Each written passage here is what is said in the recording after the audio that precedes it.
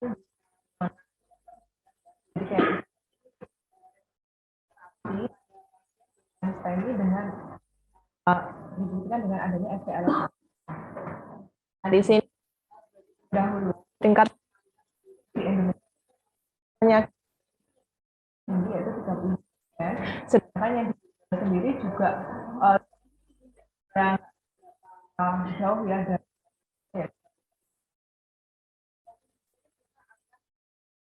tentang strategi kita harus semi ini dengan cara diagnosa adanya nyeri dada yang persisten, kemudian diikuti dengan bukti klinis yaitu didapatkannya segmen ST elevasi pada ECG. Kemudian untuk inisial diagnosa sendiri di sini kita harus segera bisa melakukan ECG dan juga diagnosa kurang dari 10 menit saat pasien itu tiba. Kemudian pengambilan sampel darah atau cardiac marker juga harus segera dilakukan, tapi tidak menghambat untuk terapi reperfusi yang harus segera diberikan. Kemudian sebagai terapi reperfusi pilihan, di sini memang semua pasien dengan nyeri dada tipikal, kemudian dia dengan onsetnya yang kurang dari 12 jam, kemudian adanya ST elevasi, di sini memang direkomendasikan untuk terapi reperfusi. Terapi pilihannya itu apa? Yaitu memang direkomendasikan adalah primary PCI. Namun bila kita tidak bisa melakukan primary PCI, kita dapat melakukan fibrinolitik. Nah, syarat fibrinolitik sendiri di sini ditentukan dari waktunya. Misalkan dia dari onsetnya kurang dari 12 jam dan juga tidak didapatkan kontraindikasi untuk dilakukan fibrinolitik. Nah, ini adalah flowchart-nya di mana pertama kali ini oh ya. Oh, digeser. Oh, caranya.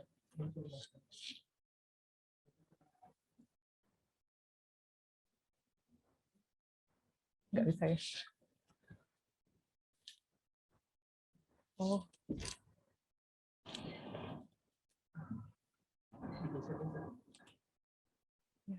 Ya, dia udahlah. Mohon maaf.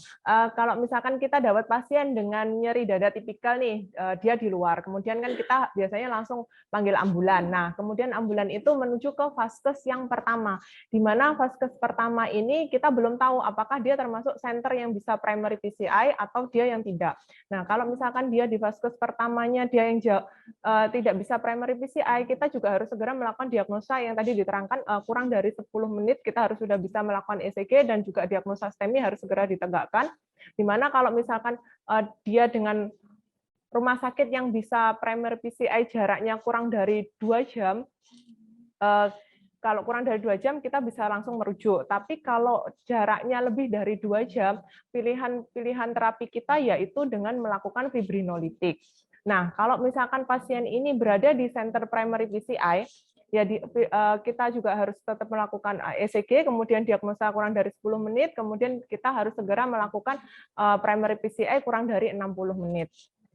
Nah, ini sama seperti yang tadi, cuma di sini dikatakan juga bila misalkan terapi fibrinolitik ini gagal, kita juga harus segera merujuk untuk pasien didapatkan dengan untuk pasien segera dilakukan dengan rutin dengan rescue PCI. Kemudian bila fibrinolitik ini berhasil, kita bisa merujuk pasien dalam waktu 2-24 jam untuk dilakukan rutin PCI. Nah, ini sebagai ringkasan tabel-tabel tadi, di mana ECG ini harus ECG dan juga diagnosa harus segera ditegakkan dalam waktu kurang dari 10 menit. Kemudian kita juga harus bisa segera menentukan apakah pasien ini dapat mendapatkan terapi primary PCI atau pasien ini akan dilakukan fibrinolitik. Kemudian misalkan pasien ini mau dilakukan fibrinolitik dalam waktu 10 menit kita juga harus segera memutuskan terapi fibrinolitik harus segera masuk. Kemudian untuk evaluasi keberhasilan yang adalah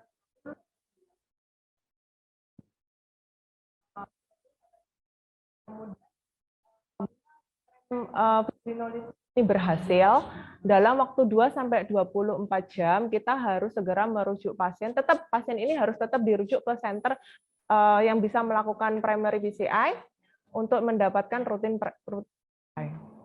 Nah, di sini adalah beberapa agen fibrinolitik atau trombolitik, di mana di sini ada fibrin spesifik dan juga non spesifik. Yang paling kita kenal di sini yang pertama adalah streptokinase, dan juga paling sering kita pakai yang ada di sini. Kemudian yang kedua yang biasa kita pakai itu adanya ataplase. Ataplase di sini jarang sekali dipakai karena nah, ini beberapa dosis yang dapat kita berikan. Kita berikan 1,5 juta unit dalam waktu sampai 60 menit. Di sini dia harus diberikan secara intravenous continuous. Kemudian di sini ataplase di sini dosisnya 15 mg IV bolus, kemudian dilanjutkan dengan 0,75 mg per kilogram berat badan selama 30 menit dengan dosis maksimal 50 mg. Kemudian dilanjutkan dengan dosis 0,5 mg per kilogram berat badan dalam waktu 60 menit dengan dosis maksimal 35 mg. Nah, di sini ini kita juga di IGD itu kita juga harus punya nih minimal adanya checklist kontraindikasi dilakukannya terapi fibrinolitik, di mana di sini ada absolut dan juga relatif. Kontraindikasi absolut sendiri di sini didapatkan dengan adanya stroke, baik itu stroke perdarahan ataupun stroke yang tidak diketahui penyebabnya, kemudian adanya stroke iskemik dalam 6 bulan terakhir, kemudian adanya cedera dari neuronya ataupun adanya neoplasma, kemudian adanya trauma atau misalkan dia setelah menjalani operasi berat ataupun trauma kepala, kemudian adanya perdarahan gastrointestinal yang aktif, kemudian adanya dissect aorta, kemudian di sini juga dikatakan adanya kelainan darah kecuali pada pasien-pasien yang misalkan dia menstruasi. Nah, kemudian untuk kontraindikasi relatif di sini dikatakan adanya TIA, kemudian pasien dengan konsumsi oral antikoagulan, kemudian pasien sedang hamil atau postpartum 1 minggu setelah postpartum. Kemudian di sini juga dikatakan dengan hipertensi yang refrakter, di mana dia dengan tekanan darah sistolik lebih dari 180 atau dengan tekanan diastoliknya lebih dari 110. Kemudian di sini juga dikatakan adanya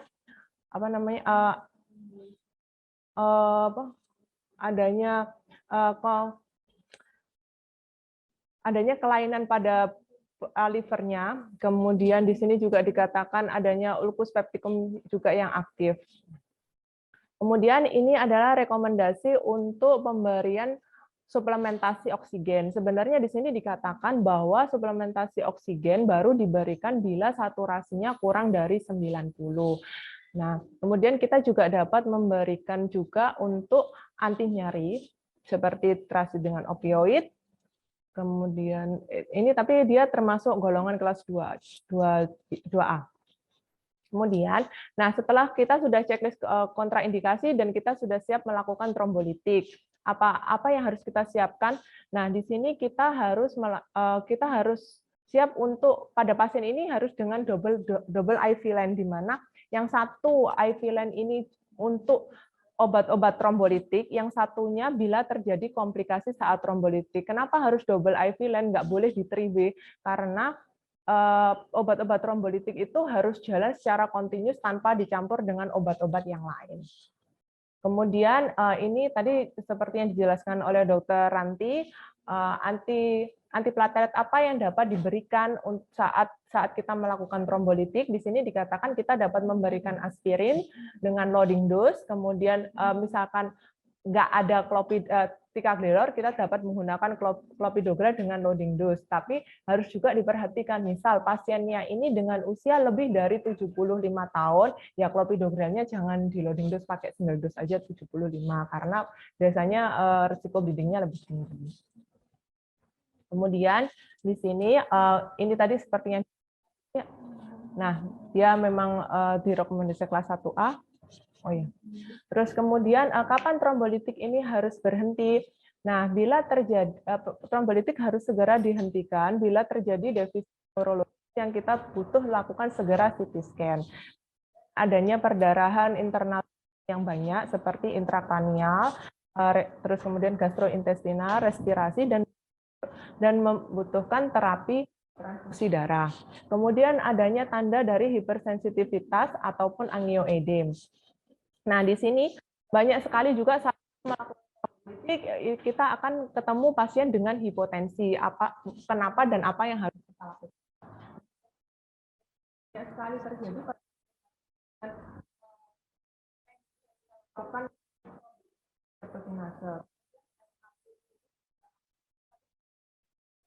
setelah pemberian terapi. Fructokinase sendiri ini mempunyai juga salah satu bisa terjadi hipotensi. Nah, kalau terjadi hipotensi, apa yang harus kita lakukan? Kita dapat memberikan norma salin sampai tekanan darahnya 90, terus kemudian posisikan pasien dengan posisi transgender lembas, kemudian kalau misalkan tidak ngangkat dengan kita loading dengan norma salin, kita dapat memberikan support dengan vasopresor. Nah, di sini apa aja yang menjadi parameter dari kesuksesan dari trombolitik, yaitu yang pertama secara klinis. Jadi kayak keluhan nyeri dadanya ini berkurang sekali. Kemudian dari ECG dibuktikan adanya segmen ST yang mengalami resolusi lebih dari 50%. Kemudian tadi seperti yang diterangkan oleh Dr. Sabrina, adanya aritmia reperfusi yang biasanya di sini spesifiknya yaitu AIVR. Nah, apa yang disebut dengan aritmia reperfusi di sini dia terjadi secara spontan segera setelah terapi reperfusi baik secara fibrinolisis maupun dengan mekanik. Apa saja yang termasuk yaitu dengan accelerated idioventricular rhythm, kemudian adanya PVC, unsustained VT, VT ataupun VF. Nah, ini tadi AIVR ini memang menanda spesifik, tapi dia nggak seberapa sensitif, jadi jarang sekali kita temukan. Ini contohnya. Kemudian kapan seharusnya aritmia pada STEMI ini diterapi? Dia baru diterapi bila kita temukan VT ataupun VF yang mengganggu secara cepat hemodinamiknya, harus segera kita terapi. Bila tidak, ya kita observasi saja. Kemudian tadi kan dikatakan kita harus segera merujuk pasien meskipun trombolitik kita berhasil 2-24 jam. Kenapa? Karena kita juga harus memikirkan resiko bleeding-nya saat PCI. Kemudian kalau kita kalau segera dilakukan PCI pun juga nanti juga akan meningkatkan resiko untuk stroke, terus kemudian reinfark juga. Nah, ini juga kenapa bisa terjadi seperti ini? Bisa karena efek dari faktor protominya. Ini adalah antikoagulan yang dapat diberikan setelah trombolitik. Nah, kita biasanya memberikan enoxaparin 30 mg IV bolus IV. Kemudian dia juga setelah dilakukan fibrinolitik, kita berikan juga dalam waktu kurang lebih 3-5 hari. Kemudian ini ada beberapa dosis yang dapat diberikan, yaitu seperti enoxaparin. Kalau misalkan pasien ini dengan enoxaparin biasanya kita pilih kalau pasien dengan adanya gangguan ginjal ataupun pada usia tua. Sedangkan kemudian dengan fundaparinux sendiri pada Oasis 6 di sini dikatakan bahwa dia biasanya diberikan pada pasien yang dengan fibrinolitiknya menggunakan streptokinase. Kemudian ini adalah alat-alat yang kita harus siapkan saat kita melakukan fibrinolitik. Apa aja? Yaitu ya biasalah emergency kit, ya alat defibrilator, obat-obatan emergency. Kemudian kita juga harus siap misalkan terjadi komplikasi saat kita melakukan fibrinolitik seperti berikan obat-obatan anti aritmia. Kalau perlu adanya FFP juga, kemudian kriopresipitatnya juga harus ada. Kemudian untuk antidotnya fibrinolitiknya juga harus ada. Nah, ini banyak sekali yang akan terjadi saat kita melakukan fibrinolitik di sini. Kita juga makanya tadi kita harus minimal kita ya ada ACLS-nya lah, siap untuk ACLS-nya ya. Di sini kalau misalkan terjadi cardiac arrest, obat-obat emergency yang minimal harus ada yaitu epinefrin IV, kemudian amiodaron, lidocaine. Nah, Sama seperti alat-alat defibrilator juga harus standby juga di sana.